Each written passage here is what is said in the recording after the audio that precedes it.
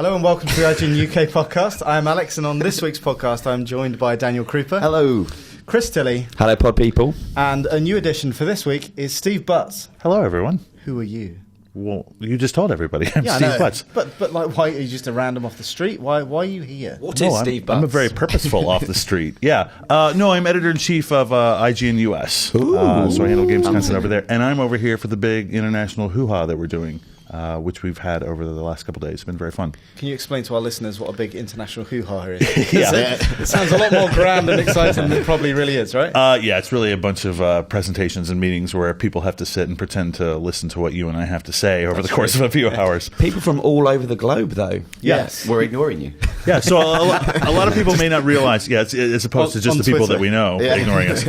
IGN has a lot of local franchisees around the world. So we have offices in Like the Middle Starbucks. East, and essentially, it's a lot like Starbucks except for video game reviews. Yeah. We're in the Middle East, we're in Benelux, we're in Southeast Testing your Asia. geography. Yeah, exactly. An American's geography. Come on, let's do this. Please, no, not even close. South Africa. Yep. South Africa, Russia? we have Russia, we have Germany, we have Italy, we have Spain, we have several others. So you can look at look at the globe, and there's Nordics. some of them on there. Nordics. The Nordics, For yeah. the IGN there's- header. now. Australia. Yeah. Australia. No, Australia doesn't count because they're part of the owned and operated. And Okay. also, they didn't bother to turn up. Well, one of them showed up. Who? He doesn't work for the Australian office. Oh, well, never mind. Nobody from the It's the Australian IGN office. There's an business Australian podcast. What's guy. wrong with them then? Why weren't they Is there? here? Oh. Yeah, I think No he one works from in the Far IGN. East. Okay, nobody from IGN AU is here. Anyway, it's just I think we're getting off Bogged topic down. here. We're getting bogged down. Yeah. This is a lot like the U.S. podcast. But yeah, we sit around and we talk about our plans for coordination of content and overall vision, the commercial side of the business in 2014. So the And, basic plan is to write more in different languages. yeah, exactly. There you go, Exactly. perfect. This is your second trip to London, well, certainly for IGN, right? This is my second time at this international summit, but I've been to London a few other times besides. And what has this trip to London taught you? That it's still dreary. Yeah. And still the weather That's here, nice, isn't it? the weather here is still crap. Well, you should do the I have- conference in a different month. I have That's spent a lot of time this trip familiarizing myself with your fantastic catalog of game shows from the 1980s. I've watched Blockbusters, I watched Golden Balls, and I watched this morning Bullseye, which was amazing. Bullseye. Bullseye was so good. We need to steal the fashion in Bullseye is amazing. We steal it's kind of so- hipster fashion now, I would say. Yeah. Oh yeah, it's very retro chic now. Back then it Full looked circle, atrocious. We steal so many of your game shows. I don't know why we haven't gone after Bullseye. Bullseye, yeah. It's You love basically a darts. combination trivia contest and It is dart good. throwing Bullseye's good. championship. I like to be in the room when they pitch that. So I knew my boss really liked darts, but I want to get this quiz show off the ground. Right. And I've got this fleet of caravans I need to get rid of. It's so good. It's like a crazy Where are you giveaways. from? Birmingham. You want a speedboat? Yeah. The nearest sea is 250 miles away. So I've never seen the water. Thank you. I will sell it. How about how's the food and the drink been? It's been excellent. Yeah? It's been really good, but we were lampooned a little bit because one of our other U.S. colleagues had quiche for breakfast, which is apparently not a thing. a Yeah, we went out something, last night and young crazy. Tal had quiche for breakfast on a hangover, which is a very strange choice. Well, Yeah. quiche for breakfast, period, hangover or not, seems to be sort of ridiculous to you. Yeah. I don't get that. In the States, quiche for breakfast is totally in bounds. It's definitely not a breakfast dish. All things are off. Like all bets are off in America for breakfast, though. I find. Is that right? Yeah. Yeah, breakfast. Is Yeah, crazy, you isn't it? guys have chocolate for breakfast. I actually had a nice chocolate for breakfast today, yeah. And a sausage roll. Is a sausage roll okay? Kind of. yeah. I believe it is. Okay. But Again, some people we're would say straying not. into picnic territory. So But I would say We're very much a sausage roll is kind of on the dirtier side, so that's Yeah. allowed. Dirty's Yeah, good. it was Correct. very Sausage clean. roll. It was a very nice place. Really? So at what time does the quiche become legal for you guys? I think at least lunchtime. I would say it's like pub opening hours, right? 11 Yeah. o'clock you can start eating quiche. Yep. Yeah. Okay, the quiching hour. But Yeah. not inside. Wait, And- what? Only at picnics. only on a. This is why I have a hard time over here. There's that, and there's the fact that everywhere there's a little step up or down everywhere you go. Really? In and out of every room, there's a little tiny step up or down. It's been We throwing do me love off that. all Are your week. joints that bad? Yes, Just too I'm much. getting going. Yeah, Right. between that and the rain and the fact that you won't let me have quiche in the morning, I'm just like ready- to make You're life not really coming back, challenging. that's I'm it. not coming back at all. Should we talk about games? Let's move on to the news, shall we? So, Absolutely. Good news if you are a PlayStation 4 owner, because apparently Last of Us is coming to PlayStation 4. What This game's is for it? according A game to Serkan Sulan, who is a Turkish speaker. Oh no, a Turkish speaker. A Turkish speaker translated this. He actually works for International Sony. learnings there. So he actually works for Sony. He's PlayStation's Eurasian. What is that? What does that include? Europe and Asia. Europe and Asia. Okay. It's in 1984, I think. Suddenly, I don't feel like I should stand for any cultural chauvinism from you guys from this point forward. No, that's fine. It's fine. What is Europe? But he works for Sony, and he said that it's coming. So it's pretty. Oh. That's got to be a guarantee, right? Right. Yeah. So But it's unless going he's the crazy guy in the Eurasian office who just talks a lot of shit. Yes. Well, I was going to say I've never heard of a Eurasian office before, so maybe it's just made up. I don't know. Anyway, it's going to include all of the DLC, Love so it. Left Behind and all the other kind of stuff, and in quotes, enhanced graphics. Yeah, because they're a bit shabby, aren't they? Yeah, it wasn't very good on PS3. Oh, I actually didn't mind. I was joking. Oh, I see. It's that dry British yeah, wit. It certainly is. Yeah. That sometimes gets us in trouble. What you wrote a really sarcastic tweet once with someone thought you were actually telling me. To be fair, yeah, most of your tweets literal. are quite sarcastic. Yeah. Yeah, irony But doesn't also- work on No. Twitter. No, Right. not at all. Yeah, yeah. A lot of Take British everything at face tweets fail. value. But surely, and I might be wrong here, a lot of people who've got PS4s have probably got PS3s. That's my exactly what I guess. was going to say. And if Who's you've going got to be PS3, buying it? You should definitely have Last of Us. Yeah. So I think it's a nice thing, but I don't think it's enough to keep us going until the next big thing on PlayStation 4, whenever that's going to be. I assume it makes good business sense to do. Yeah. Like, you've got the game, probably doesn't require that much work to. But I guess it depends what the difference is in terms of visuals, because I think a game like Grand Theft Auto 5 on next gen, you probably can see a difference, a step up. Whereas this looked pretty goddamn good on PS3 already. Yeah. So You're not playing that game thinking, oh, I wish the visuals were better. Definitely not. because I would play GTA 5 again to see what the world looks like, because it's vast and expansive. Whereas I can't see myself playing this again just to see what the differences are like. Yeah, but it's a very linear experience, right? I don't feel like you play it again and get something different out of it than you got the first time around, Yeah. as you would with, say, something like The Walking Dead or GTA, where it's a little more open. Absolutely. Did you play Left Behind? I did, yeah. What did you think? I loved it. It's great. Yeah. I think I either want to see a new one. And again, I know they have announced a sequel, but at the same time, I just feel a bit like that's done. Leave it. Move on. It's not good. We've got- doing the movie adaptation. That's a direct adaptation of the game. Yeah. I think that's absolutely pointless. And we've got Seth Rogen coming in the office soon. Should we get him to play the first scene on That's all PS4? them- yeah, that's what we always Maybe. going to get him to do. Deja vu, but slightly better graphics. Exactly.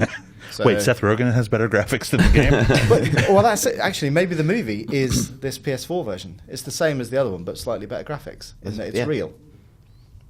Whoa. Who does Daniel Krupa look like? Tessa McDonald? Keza McDonald. Because Dan met a beautiful movie star this week who told him he looked like someone we all think he looks like, which is Jeremy Renner, aka Hawkeye. Oh, yeah. I get this quite a bit from people in the office, and I always don't believe them. And then when I sat down to interview Scarlett Johansson, she turned to Chris Evans, sat beside her because they were paired, and she went, "It's like Renner." Are they only viewing you through like a very small window that isolates maybe one A particular lot of part? my dominant features. Yeah, exactly. But what I He like was wearing a is mask at the time. Right. What I like All is they what could did- see was his hair. what did Chris Evans say in response? Yeah, I don't think we can use it in a video, but Chris, she goes, "Oh yeah, it looks a bit like Renner, doesn't he?" And she goes, I said, "Oh, that's funny, people at work say that." And she goes, "Well, he's a very attractive man." And Chris Evans just goes, "I'd fuck him." Wow. Captain America. Wow. That for There you go. I'm sure there's fan fiction written about that already. Like, Sure, yeah. Hawkeye just taking it from everybody. Yeah. The Hulk. But you spoke to all the Captain America people, I did indeed, yeah. and they said lots. Yeah, they were. I always get really worried about doing junkets. Like, they're quite a nerve-wracking experience because you've got 4 or 5 minutes, quite pressurised, loads of PR in the room, everyone just looking at you, and you're always worried that they're going to be a bit mean to you. That's my worry for life in general. Everyone's just going to be a little bit mean to me. But they were all really nice, particularly the directors. We've seen the movie; it's really, really good. And they come like their CV isn't. It's pretty good. Recently, they directed Community in the States, the TV show. Sure. They also did You, Me, and Dupree. Not so good. Not so good. Not so good. But in person, speaking to them, they were very, very smart, very intelligent, really knew their comic book history.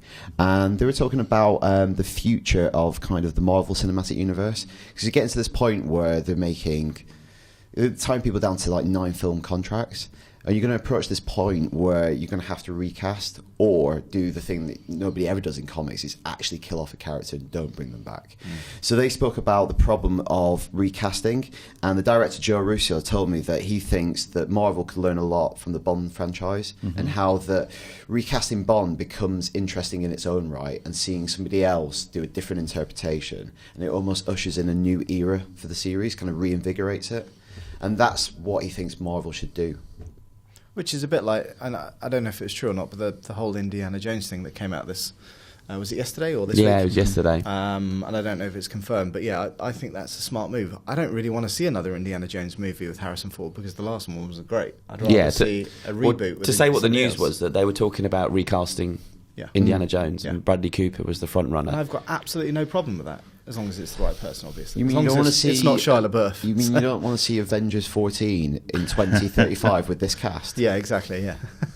Oh, I think with something like Indiana Jones, I mean, the wardrobe is more important than the actor. And I know you and I disagree about this, but I feel like just from that character is so iconic. But what makes him iconic is just his visual representation. He's got a whip and a hat, and you don't need any more. You just need, you see that silhouette, and you know who it is. And it could be Tom Selleck or Chris Tilly for all I care. No, agreed. I mean, like I said, I can't imagine Indiana Jones movie, said that to you, without Harrison Ford. But I probably would have said the same about James Bond and Sean Connery 40 years ago. Yeah. And yet now I'm totally that would have game. been quite a conversation for you and I to have 40 years ago. But I think I would have felt the same way if I'd been around then, and now I feel totally different. So I guess I think it's harder with the Marvel films though, because they have this big shared cinematic universe. If there's one character and you're recasting them, I think it's easier for the audience to go along with that. It's like that film's done, new period, new director, new treatment, new tone.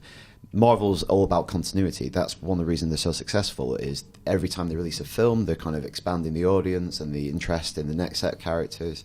If you start recasting some of the really important key roles, I don't know whether it becomes a little bit messy. Like the Hulk. Yeah. They've already done it. Yeah, but it worked out better for them. It did. In that case, I think. Yeah.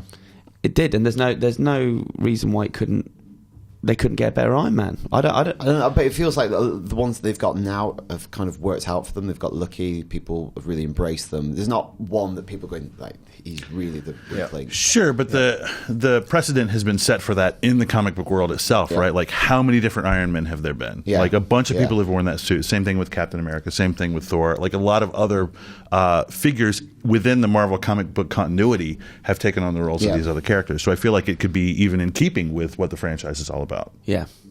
That was a really good observation.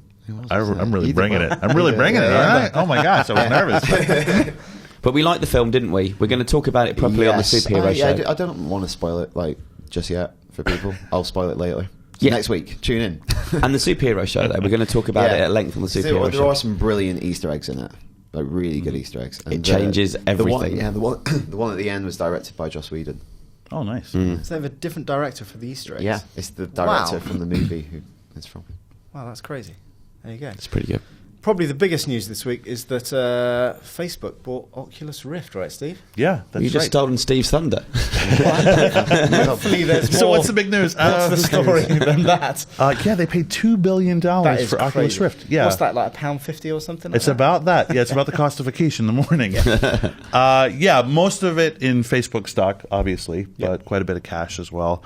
And I'm actually really encouraged by this. A lot of negativity. There's a lot of negativity on the internet, as always. Really? Exactly. For me, this vision of cyberspace from things like Neuromancer and other sort of sci-fi properties. Cyberpunk. Like it's all been about having a physical space in which there's real interactivity and real sort of social networking. And I feel like Oculus Rift can totally bring that to Facebook. And Facebook has the scale, I think, that I've seen in those movies and read about in those books that I feel like cyberspace needs to have in order for it to be a real viable option for us. The people who are upset are predictably, the Notch. Yeah, the general internet community. Notch is obviously one of the bigger ones because he donated something like $10,000 to this, and now feels somewhat duped that he was led into this false proposition where he's giving Oculus Rift development money and then turning around and saying, "Wait a minute, have you used that money now to make yourself a more viable acquisition target for a larger company?" And then not allowed me to recoup some return on the investment I made in you. And obviously, a lot of Kickstarters who are in at the $100 and $200 level also feel the same way. I don't know. I feel like. What do you think it's going to be used for under Facebook? I can't see the integration being within Facebook. So I think what we're seeing is an opportunity for Facebook to extend social networking into the physical space. For you to have some sort of wearable tech on you at all times that allows them then not just to track data that you input on the computer screen, but it also knows where you're going and what you're looking at in the store and what you're buying and how you feel when you see certain things, right? Like imagine it has some sort of biofeedback monitor included as well, and it knows now, here's how Daniel's responding when he sees this ad or when he walks past this kiosk in a store or sees this billboard. This is Minority Report stuff. When you walk past his heart rate the goes up. advertisements change dependent on the person. And I see that being Facebook's not going to put $2 billion into this without some clear expectation that it's going to make that money back. And the Oculus Rift guys have said they're not going to make it back on the hardware sales. In fact, the Facebook acquisition is going to allow them to sell the hardware for a lower price. So I'm 100% certain that Facebook is going to turn towards advertising and delivering data to marketers based on our interactions with this device. That makes me a little nervous. Totally. But I don't know if there's really any way to avoid it, right? If you want what it offers, whether it's indoor mapping or you walk down a street and can instantly see user reviews of all the stores and shops and restaurants around, that's the trade-off that I think Facebook is going to require you to make. So in 5 years' time, you're going to be walking down the street with one of these massive helmets on, banging into things, but you know that you'll be able to get cheap chips in that place or something. In London, there's little steps everywhere. There's little steps up and down everywhere. Maybe you could train your Oculus Rift to pick out the steps so you don't fall over. Oh my gosh, that'd be a great idea. Like open source platform. Use it for anything. I don't know that it'll be a big thing in 5 years, right? I mean, the end game. Surely in 5 years, it'll still be big. The end game for this, though, is something integrated into your body, right? I mean, and that may be 10 or 20 years down the road. Exactly. Some sort of. Not something that's external, not a wristwatch, not a pair of glasses. Ralph Koster, who was a design director on Ultima Online and Star Wars Galaxies, has a really great post up about this on his blog where he talks about the value of presence in the social space. It's why people log onto World of Warcraft, not necessarily to play the game, but so they have a physical presence alongside the physical presences of all their friends. They're an avatar next to other avatars. It's why he says people still go to rock concerts. People don't buy albums, but they go see shows, right? Because there's a physical, there's a physical connection to what's going on around you. Experience. And the integration of Oculus Rift with the scale of Facebook's social network, he says, makes perfect sense, and I tend to agree with him. It's exciting stuff. It is, We should get. How do users get in touch if they want to let us know what they think? Is it IGN_UK feedback at IGN.com? I think that's what it is. I'm really glad that they changed the email addresses to make them catchier. Yes, exactly. I will say one thing with this. Sony just announced the new Morpheus headset at GDC, right? Month, So I'm wondering what this will do for Sony's presence in the market now, right? The people who are suspicious about Facebook may now lift Sony's. Is this like an arms race now? Could be, And Microsoft's not in yet, but they're surely coming. Well, they came out earlier this week. No, it was just after Morpheus saying, we're working on VR too. So, of course you are. Yes. Next piece of feedback is that, Wolfenstein Panzerhund edition was announced this week. But it's the first collector's edition where you don't actually get the game. It costs $100. You get a little model of a Panzerhund. Whatever that is. It's like, what is that? Like a metal dog. It's like a robot dog in the game, Yeah. Nazis use them. But you don't get an actual copy of the game, so you've got to go buy the game. It's not a collector's edition. It's a little robot dog you're buying. It's tats. You're buying tats, yes. And a steelbook. You get all that kind of stuff. Right. It's the most. It's the craziest thing I've ever heard. So there is a steelbook in the box that you can eventually put the game in that you buy separately. Oh yeah, that's it. You even get the disc case to put the game in, but you don't get the game, which just seems ridiculous. But I guess they're not forcing anyone to buy it. Yeah, but who's going to buy that who also doesn't want the game? They must, agree. I mean, I'll go buy this game, but little robot dog. Little Nazi robot dog. I just... That's all I wanted this year. That was probably the first rejected name for this product. This little Nazi robot dog. And they're like, you know what? That's my rapper name. That was the subtitle for the There game. may be some markets where that's not going to go over Guy so at Bethesda well. going, hi, got an idea. Bullseye. But I can't imagine, as you say, people are going to buy it. They want the game. No matter what, you want the game. Yeah, you've got... The studio must think people will buy it, or else they wouldn't put it out. This, Bethesda do have a history of this. We did, a couple of years ago, we did a Dishonored event at the Barbican, and it was a week before the game came out. Bethesda gave us loads of goodie bags to put out for all the IGN readers who came down. And one of the things in the bag was a steel book with no game in it.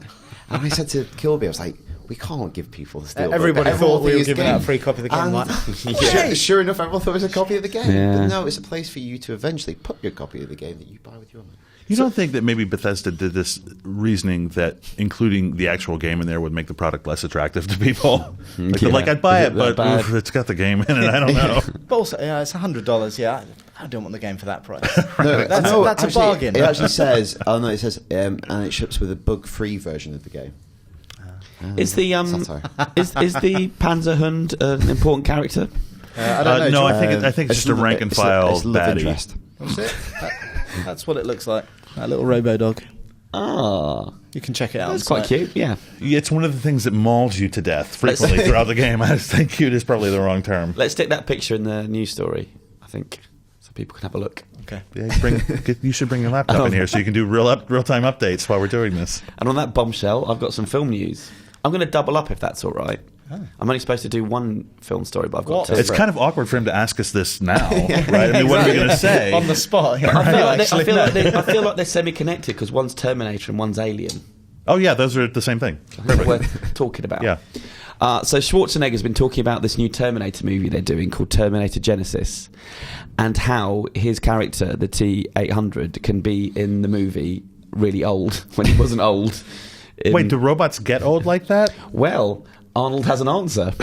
The way that the character is written, Arnie says, I won't do the accent. Oh, go on. It's a machine underneath. It's this metal skeleton, but above that is human flesh, and the Terminator's flesh ages just like any other human being's flesh. What? Maybe not as fast, but it definitely ages. Now, that's what I would call retrofitting the mythology. Yeah. That's what I would call an extreme rationalization. Yeah. That's terrible. That's ridiculous. So, I'm not up on my Terminator lore, but is it I actual? love that that's a thing. Is it human flesh on top of the skeleton? I think it is in the Is it? original, yeah. Okay.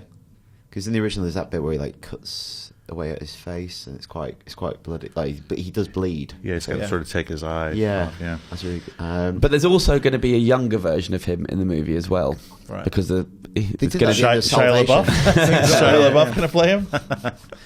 we can but hope. They did that with Yeah. CG. And So I do Salvation. like when he said, when he was talking about Conan, he said, hey, I want to do sort of an Unforgiven style take on this character. Yeah, I thought yeah. that makes much more sense than this Terminator thing. I don't even understand what he's talking No, about there. but that said, I feel like the Terminator doesn't work without him. Sure. Because, we talk about these special effects blockbusters, but with Terminator, he's the special effect. Yeah. Was You there, know, 'cause was this ever there was an idea a while ago, maybe it was rumour for Salvation, that Schwarzenegger was going to play the inventor of the T-800, and then he modelled it on himself and was having some kind of like Frankenstein. But it sounds like Well, if they were going to do anyway. well, it would be this one, Yeah, because it's called Genesis, but we've not heard that. And no Phil Collins in sight. God's sake. And the sequel no one wants, Prometheus 2, is happening. Yeah. Is it? Yep. They've signed up the Green Lantern screenwriter. Oh, wow. Please tell me they didn't advertise it that way. You know They're like, hey, we got good news for you. Good news, guys. Prometheus 2, and also, wait for it, the Green Lantern guy. You know what? Who really doesn't want Prometheus 2? Michael Fassbender. He's a head in a bag now. That's like No. Because Oh. Prometheus 2 is rumoured to feature multiple Fassbenders. Wow. Multiple Fassbenders. What is What's the happening? collective noun for a troop of Fassbenders? And this is a It's a quote. pod. This is a pod. quote It's a pod again. I really like this quote. The screenwriter is called Michael Green, and the quote we've got is: "The sequel that Green will write aims to be much more alien-y." This guy sounds good. Nailed it. They've got the right guy, haven't they? Because Green Lantern was terrifying. It had a lot of aliens. I can imagine that note. I like it so far. I feel it could be a little more alien-y. That's a film that really didn't bother about fitting in with the continuity. Like the technology, like massively futuristic. Ridley, I assume you've seen the first one you made. I've got no problem with this though. I didn't like Prometheus. I've spoke about it a lot on the podcast. But they've ruined it already, so I don't really care now. I'll happily watch it. It's already ruined everything for me. It's like Highlander 3. Who cares, right? They ruined Alien for me, which I'll take that to the grave. Wow. Bastards. Such positivity on this week's episode of the podcast, right? Absolutely. Yay. Is it always like this? What's the suicide rate among your listeners? Really high. Really, Maybe really we high. should do a poll. Orlando, Martin, they're all gone. Yeah, they're all dead. Anyway, so earlier this week, Daniel, you saw the new Batman game from Rocksteady. Arkham Knight. Yeah. Ooh. So that's very exciting. Yeah, it was shown at GDC behind closed doors. Greg and Mitch also saw it. They did a video on the site called Why We Love Arkham Knight, and it's definitely more exciting than Arkham Origins. That's a high bar to clear. But that's the thing, going into it, when we got the invite to go see the game, I wasn't excited. It surprised me how little excitement I had for the next Rocksteady Batman game. And it's because of Origins, I think, because having that game last year just tempered a little bit. It gave you a kind of Origins, the Arkham fix, whatever that is. But going to see it in action, it was pretty impressive. Right. It wasn't optimized. The frame rate was a bit like juddery, but the Still, scope and the it's at ambition least, of what you 6 can months do. out, so. Yeah, and the big kind of centerpiece for the entire game is the Batmobile. Yeah. That's the big thing. They thought Arkham Asylum, they focused on detection. Arkham City, a bit more exploration. The site, that's the game that made you into the Cape Crusader. This one is about providing you with the Batmobile and giving you the full Gotham City to explore. Yeah. And when you call in the Batmobile, it really reminded me of Titanfall, because it's the same game, but it kind of changes the way that you perceive and interact with the world. Right. And so when you, say you're gliding through the sky, you can go into a nosedive, and you can press one button, the Batmobile will come and find you. You can see it coming in the distance from wherever you parked it. That's crazy. It comes to find you, and you can just land straight into it and then pretty cool. Drive off seamlessly. So you weren't actually playing it, you were watching a controlled demo of it. Yeah. So surely I will land 10 or 20 feet ahead of the Batmobile. Just as on a regular basis. Yeah. You must find keys. Right. No. But they're really impressive. It's much more I prefer Asylum to City. Same always here. have. Where do you I sit? know in the US a lot of people prefer City. Yeah, I liked Asylum better. I thought Asylum was a better experience level design. overall. I like the backtracking. So where I felt City beat Asylum was Batman to me has always been an urban character, and that one essential element of who he's supposed to be was missing from Asylum. Aside from that, I enjoyed the game. Yeah. Asylum So I think better all than City. most memorable parts of City for me again were interior stuff. It was getting to a place, going in and having, whether it's the freeze moment, Mr. Freeze battle, Mad Hatter stuff.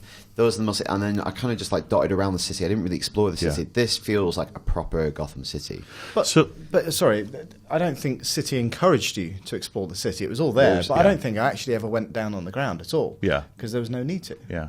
Whereas obviously you now got the Batmobile, gives you a reason to go down It gives you there another and- perspective on the city. I think that's important about the Batmobile. Normally you will stick to rooftops, Yeah. but that gives you a reason to explore it from street level, and it's obviously made the street level design much more interesting, and vibrant, and detailed. Yeah. So you mentioned Mr. Freeze, which is one of my favorite moments, but I also really like the Scarecrow sequences, which were super psychedelic and reality bending. I understand he's a lot more part of this game. Yeah. I was going to say, what do we know about the storyline? Yeah. Well, it's weird. The game is called Arkham Knight, and it's weird that But with a K. Yeah. Did you get that? With a K. They do that. Batman love doing that. Smart. And it's nothing to do with Arkham. Arkham's been destroyed in the previous games. The way that they Spoilers. Sorry. The way that Joker died. Oh. We're going to have to talk about this. This is integral. If you've not played Arkham City, it came out 3 years ago. So, what are you waiting for? If you don't want the game spoiled, rewind about 20 seconds and then just skip that part. Sponge your memory. So, because of that event, I don't know why I'm skirting around it now. I've already said it.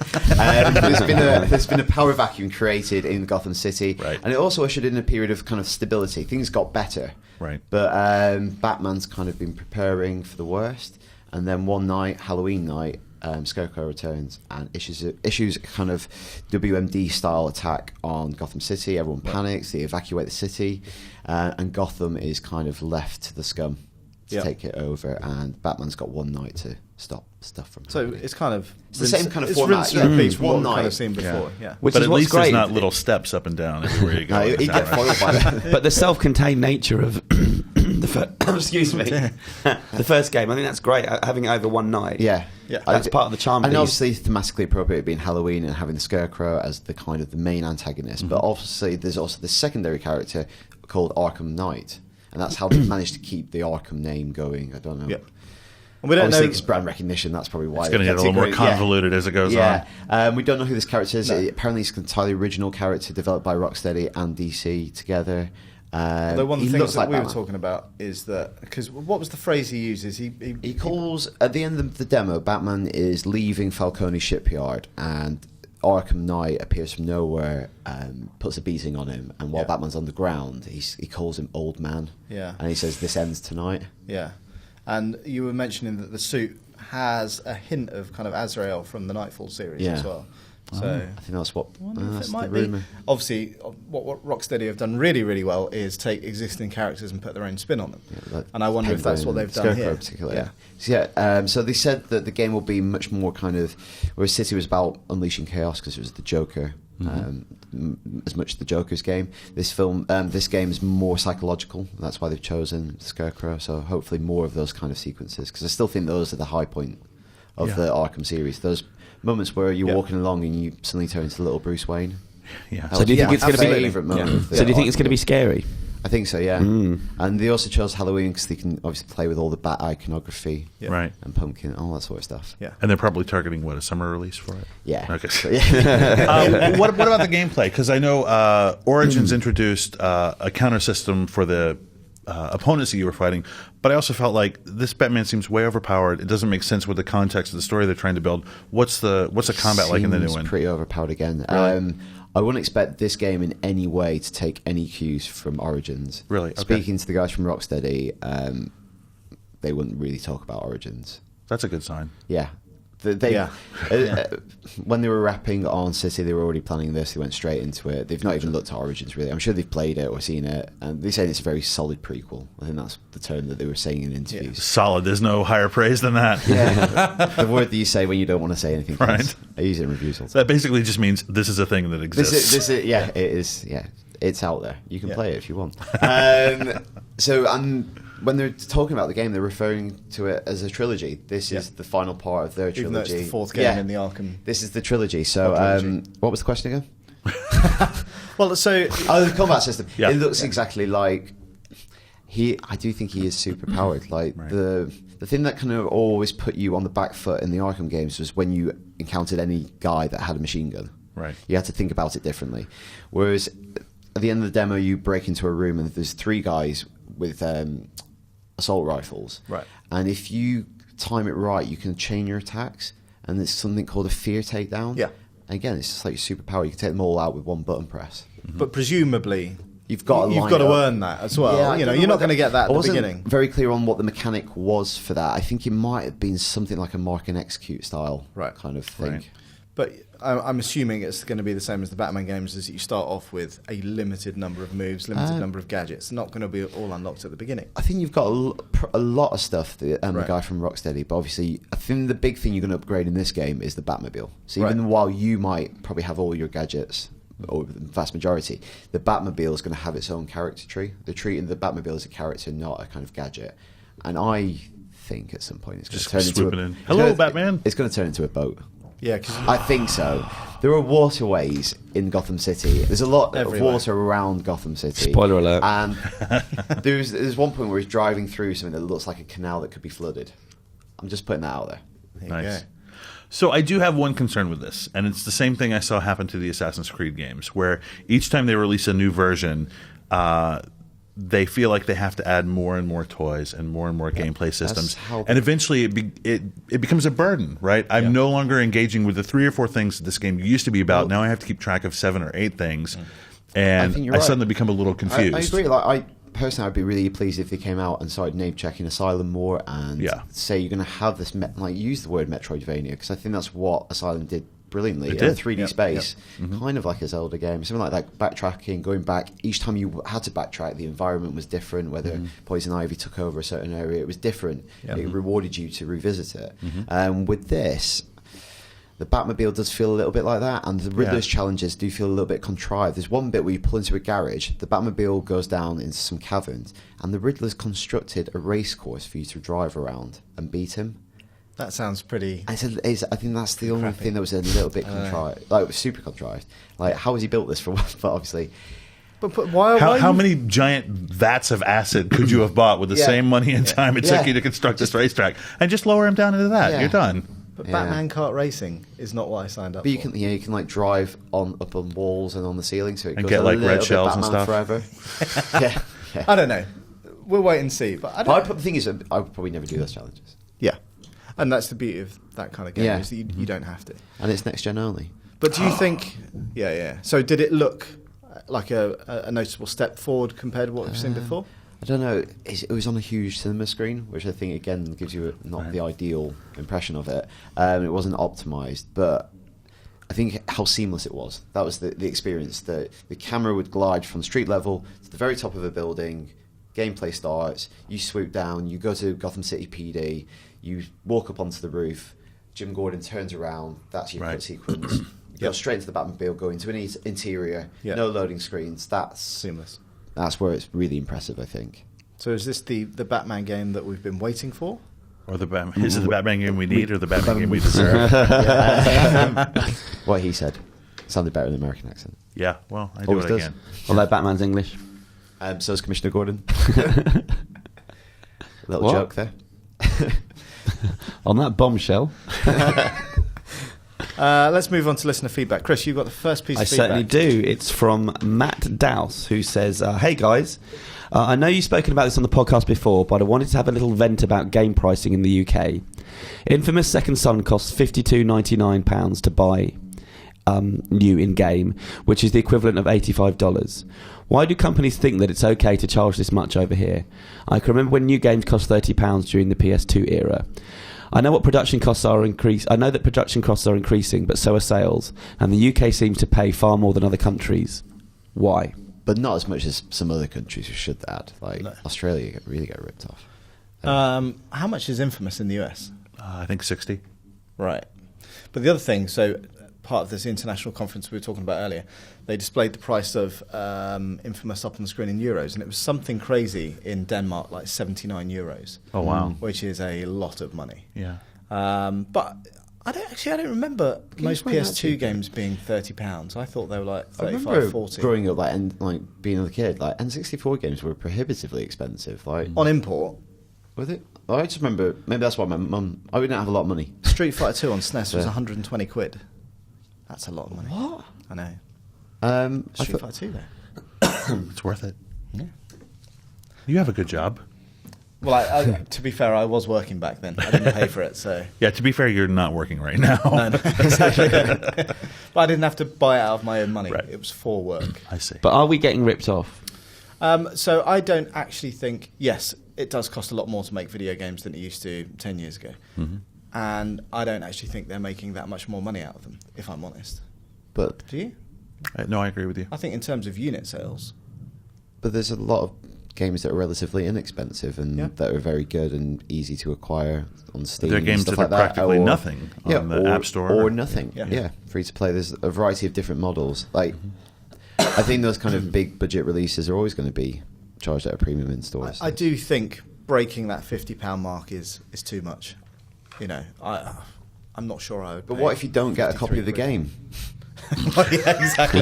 Yeah, you do get a copy of the game with it. That's okay. You don't just get an empty box with a beanie hat. A Panzerhund. No.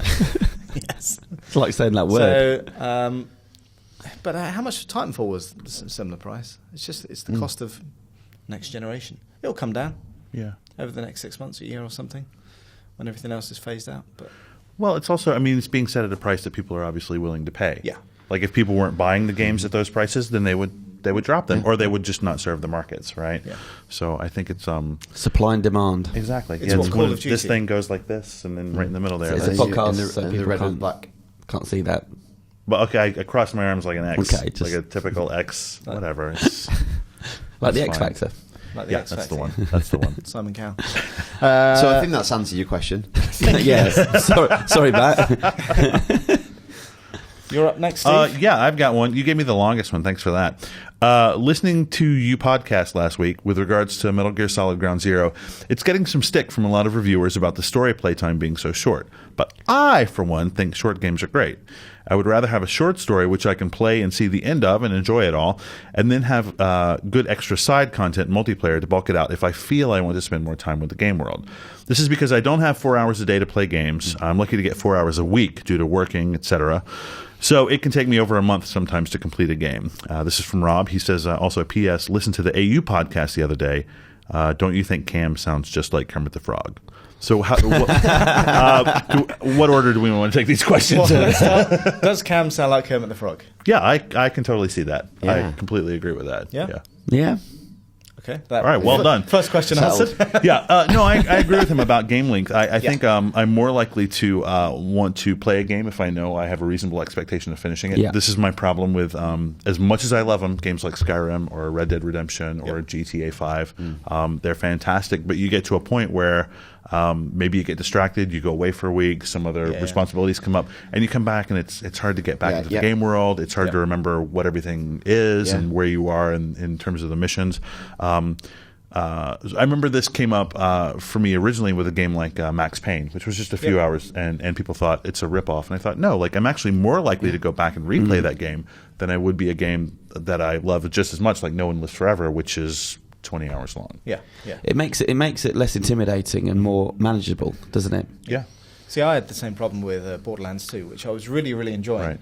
But that came out, I think it was beginning of September or something, just before a whole splurge of big games came out, and I made the mistake of starting something else and never went back to it. Yeah. And you loved now it, but you slightly... I loved it, absolutely loved it, and I pumped a lot of hours into it as well, because Borderlands is the kind of game that the more you put in, the more you get back out. Yeah. But I'm now at a point where I literally wouldn't know what I was doing if I went back in, so I probably won't go back in, which is a shame. And I remember when I was in high school, I could play a lot of games. Like I had a lot of time to do it. But I think as the gaming audience grows up a little bit, gets a little older, they have other demands on their time, and suddenly they've got kids or other sort of obligations, and it makes it difficult for them to sit down on a weekend and spend 15 hours playing. Wasn't it just Pac-Man and Pong when you were at high school? Weren't those the only two games out? Yeah. Well, there was Stick and Hoop. We played a lot of Stick and Hoop when I was in high school. Bowl and Cup. But no, I mean, I played a lot of time-consuming games like Civilization, where it was like you could lose a whole week. Sid Meier's Pirates was the same way. Just play that game nonstop for hours and hours on end. And now if I do that, the authorities come and take my children. Actually, your piece of feedback is along similar lines. Yeah, it's a similar point. This is from Matt Evans, our old intern, Matt Allan, who we bullied. We did. Changed his Twitter background. He says, I'm not going to spend this email preaching about Dark Souls 2. Good.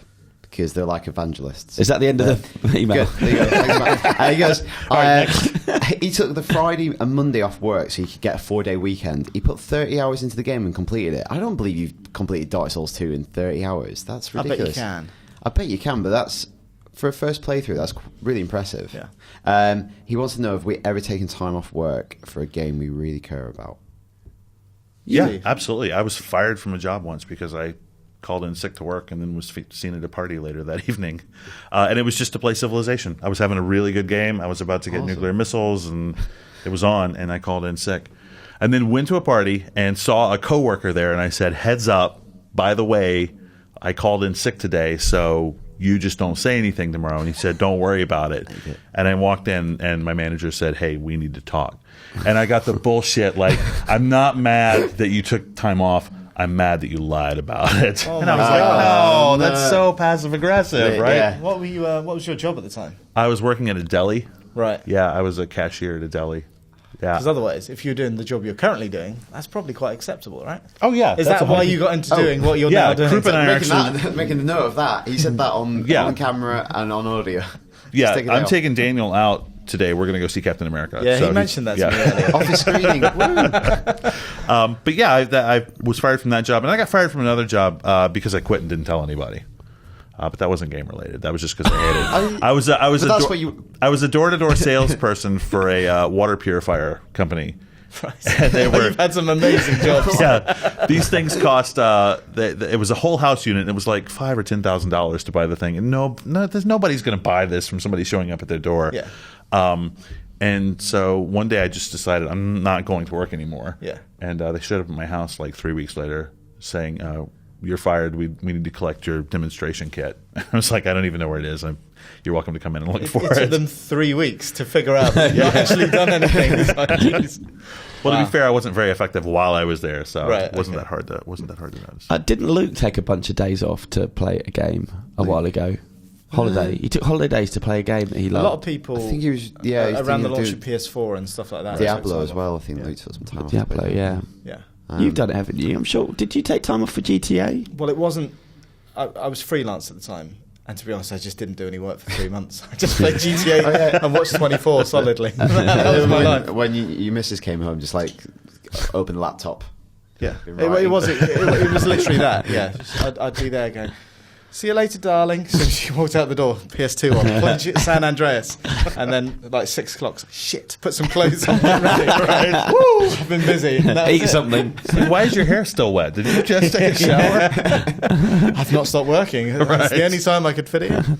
Yeah, so well, not I couldn't be fired because I just didn't take any work on it. It's just like after 3 months, I thought, yeah, best probably do some freelance now. I haven't really earned anything. So, Do you think outside of this circle and sort of the audience for this, that there would be much acceptance in a mainstream workplace for somebody saying, "Look, I'm going to take a few personal days off to play Dark Souls"? I think a lot of people do Yeah. do that. Yeah, We certainly hear that. Yeah. It was feedback. interesting. I was speaking to a film PR the other day about, I think Spider-Man. And I said, I'll speak to you about this tomorrow. And he was like, "Oh, I'm taking tomorrow off." I was like, "Oh, going anywhere nice?" Because I know him quite well. And he went, "Oh, I'm just playing Dark Souls 2." I was like, "Oh, I didn't even know that you were." That makes me so happy. I didn't Yeah. know you were into Dark Souls. He's like, "Yeah, I'm massively into Dark Souls." This is cool. Yeah. Obviously, it's not every game, but I think you see it quite a lot. There are those Especially moments people like midnight launches, when people go to the midnight launch and then just sit down and play it and finish it. That's the other bit that I don't really see. Like Dark Souls 2, you've been waiting for it for 2 years, and then speed running it, doing it as fast as possible. It's like, well, do you not want to kind of sit back and enjoy it a little bit more? And Savor the experience. But because we're immersed in like game culture all the time, when you find those kind of what you call kind of just everyday moment where somebody like cites a game, particularly surprising, was on the tube once, and there was two kind of middle-aged guys, and they were talking about lycanthropy in Skyrim, and they're on a DLR back from the city, right. and it's like, I just never thought, There you go. that is cool. There you go. Last piece of feedback is from Max Fuller. Now you should listen to this, Steve, because he says I'll do that to this one, your but only because you asked. podcast is great. Talking about our podcast, and all the content that your office produces, the UK office, for the site is the best on IGN. I'm not making this up. He I feel like actually I'm says being that. ambushed by this question. He This is a actually setup. says this. I didn't make this up. This is who So is that? it? That's just the first part Okay, of the okay. I just want to let that sink in, let you savour that. Thank you for your letter, Anyway. Mother Simmons. We appreciate you writing in. Anyway, he says Don Bradman Cricket 14 is coming out next week. Oh, now I don't give a shit. What are we doing? Your Aussie colleagues have done a preview of the game, and it looks very good. Anyway, he was wondering. Actually, says he was wandering down the streets. Anyway, could you guys play the Ashes against your Aussie workmates? He thinks it would be hilarious, and you could play it over 5 short games. Yeah, that would do huge traffic in the US. Now, cricket is Everyone obviously a would big love thing, but you just use a different I bat. think That's called baseball. I think Yeah. me and Chris could take Kermit. Yeah? Well, being the big cricket fan in the office, I would be more than up for that. I think that's a really good idea. Me and you could. I mean, I had to explain who Don Bradman was to you the other day, didn't Well, I still don't really know who he the is. I? The greatest sportsman in of any history. of any sport. Of any sport in history, I would Possibly. say. Wow. He's that much better than everyone else at his sport that it probably makes him Are the you best of sure the best. he wasn't just Yeah. playing it at a time when it wasn't that No one else was serious? playing it. Yeah, exactly. Right. Yeah. Before No. before the cricketers He were just, had juicing. a, he just had a huge bat. Ew. Do you guys have a lot of HGH, like steroid troubles in cricket? Yeah, it's a big steroid sport. It's one of those sports, one of those brilliant rare sports where you can be a smoker and still be. Like darts or bowling. You can Darts eat a pie is an during the game Right. and still function. Darts and a pint. It's actually beer is performance enhancing in darts. I think. Yeah. That's what Phil the Power Tail. Well, I don't know anything about cricket. But I don't suppose you need to know anything about It's a cricket. game, isn't it? I'm just really good at games, so... Yeah, I'm not a big gamer, but I know lots about cricket, so we'd make a good You can combo. do the strategy. You can pick the team. I think it's a really good idea. You could be though. the manager, yeah. Should we do it? But you have to hug your players. It'll be You our don't have first. to- It'll be our I want to first. hit a ball really hard. That's all I want to... I don't want to catch or anything like that. It'll be our first ever IGN video that gets 0 views. Yeah, that's it. For that reason alone, it's worth doing. You know that it's not our first. We could do. We could start with this and then do a World Cup tournament in the summer. Yeah. You Take on the guys US. in the World Cup? We pretend to be when Okay. the Americans are in the running. But Do you care about soccer? no, I don't like soccer. I'm not a big sports person. That's like saying you don't like life. It's not like that at all. It's a lot. There's lots of other things in my life. I have a Football is I have a life. family. I have video games. Football's better I than read, children. I draw. I Makes take school long choices. walks. What do you draw? on your city with lots of little steps up and down? But we're in the midst of our international summit. We should talk about the World Cup and get everyone involved in this. Here's the thing: it's like we showed up and we thought it'd be all about games, but no. Like there's the crisis in Crimea and there's a Malaysian flight. We It's a like very to sort out a lot of politically stuff. awesome time Yeah. to be in a sort of Like, United Nations of gaming. Yeah, we started going, should we do the website? Actually, we could sort out all this other shit. This is on us, guys. So what, are we doing it or not? I can't even remember. We'll probably get around to it. There you Yes, I'm saying I yes. think we should. So, talking about the internet, games. Yeah. Talking about games that are coming out this week. Well, actually, there aren't that many. If you've got a Vita or a PS3, Invisimals, the next version of Invisimals is out. I don't think that's a word. Well, it's made up by Sony. Okay. It's basically a augmented reality pet game. I So see. it's one for the kids. Yeah. Better on Vita, because obviously the Vita has the camera built in. There's a TV show as well. Isn't there? I believe There's so, all yeah. sorts, yeah. Yeah, You can yeah. take a picture. It came out, the earliest version of this came out a long time ago. I think you can pause the TV show when there's a character on screen and then take a picture of it using your Vita and then that character appears in the game. Right. What? What? Sell it to Facebook for $2 billion. Mind I've got this idea. blown. But I don't think it's fair to say it's not really our kind of bag here on IGN. Sure. Bag. You don't like to take care of things. We know that. No. Well, I struggle with myself, let alone anybody else. So.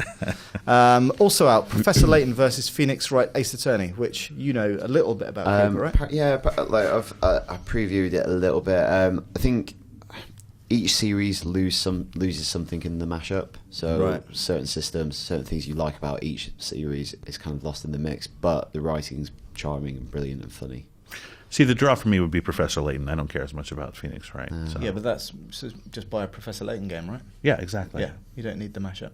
Yeah. But we gave it a 7.8 on IGN. Better movies coming out this week, though. Yeah, two reasonably big movies: Captain America and Muppets. And for once, Is that the first movie? Because that movie sounds amazing. yeah, but they both lose something in the mashup. The writing's great. And for once, I've actually seen both movies. Okay, let's start with the get out Muppets. of that. Start with the Muppets. I loved the reboot of the Muppets. Yeah. What, 2 years ago, 3 years ago. Yeah, This as good or not quite as good. Right. I would say. It's and I'm more a like a huge traditional- Muppets fan. There's something about it that's not right. I mean, it's funny. The story's okay. The songs are good. There's some really good cameos in this one, but something about it doesn't hold together. There was a warmth to that reboot. Yeah. That's not quite there in this I think one. there's a self-awareness in the reboot that Yeah. the Muppets aren't a big deal anymore, and the movie was about making them a big deal. Yeah. Whereas this just seems like they've gone straight into a script that could have been around 15, 20 years ago, really. Well, it's like the great Muppet Caper, right? Like Yeah. it's not. Yeah. It's not about them existing as As- performers, yeah, and yeah, yeah. they're trying to make Yeah. it. It's They've sort of- almost yeah. gone back into what they've always done, which Yeah. I think is a bit of a Tina shame. Fey's great. Ricky Yeah. Gervais gets some good laughs, and there's a couple of great cameos in the prison, in the gulag. I think. Yeah, they really, really play to kids. Yeah, no, they're for us. Two tough guys. That It's not Jasper Carrot, is it? Robert Powell and Jim Bowen. We gave it an 8 out of 10 though. And would you like to hear the verdict from IGN? Go on then. Muppets Most Wanted is a fun, joyful film that once more reminds us why the Muppets are so wonderful. The human stars are clearly having a blast, and with great jokes and incredibly catchy songs, Kermit and the gang again show why they're such enduringly lovable characters. That's too long for a tweet. Is that the tweet thing that you can click on the bottom of the page? That's too long. No, it's the verdict. It's the verdict. So yeah, it's good, but to be honest, you don't need to see this one on the big screen, I don't think. Okay.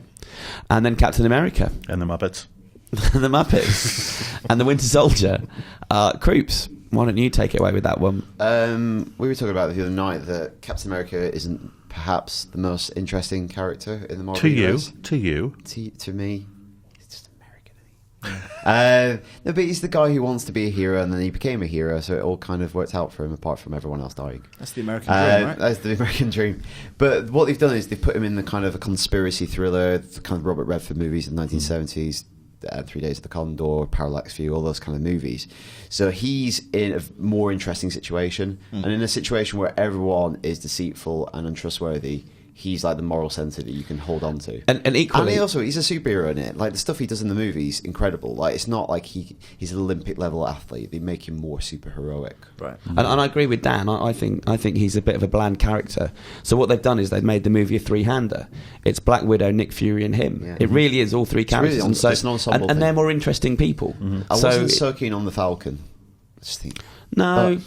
I guess he's not in it that much, really, is he? He's kind of introduced midway through and gets a couple of scenes.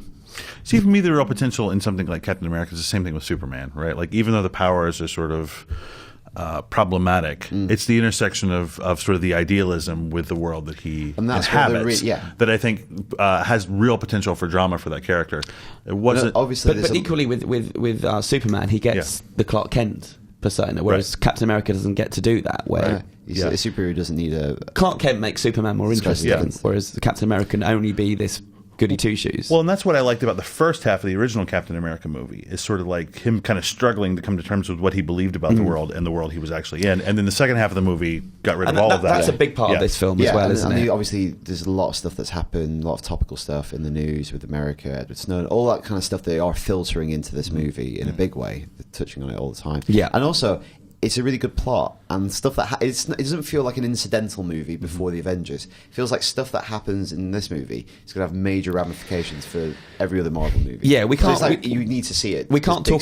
We can't talk about this here. Yeah. We're going to do the superhero show spoiler cast on it all, but I think what we can say is it's a huge game changer for the universe. Wow, everything will have to change now, and some great Easter eggs. So some good Easter eggs. So yeah, we've given that a 9 out of 10. Like 2 weeks. So do you want to go see it with me? Daniel and I are going after this podcast. Well, I think we've got some work to do. Oh well, okay. We'll tell you all about it. I haven't. I'll come. But I'll totally go see it again. I only saw it last week, so that's a good sign. Yeah. So if you're going to do one thing this weekend, go see Captain America. Agreed. What if you're going to do two things? And if you play one thing this weekend, I'd still be playing Ground Zeroes. Fair enough. Yeah. Okay. That's it for this week's podcast, pretty much. Thank you, Steve, for coming. You're welcome. I'll see you next year. Well, you might not come back on the podcast. I'm not sure. It's been nice, but not that nice. I understand. I may have overshadowed you. Watch out for those little steps. Yeah, it's crazy. Everywhere you go. And you have to push buttons to get out of doors here. I don't know what's going on with your country. Just in the office. It's not every door. It's a lot of doors. Okay. I don't know how to respond to that. Or end the podcast. I'm not asking you to. I'm just expressing an opinion. Why don't we press a button to finish this podcast? Sounds good. I haven't got a button. I have.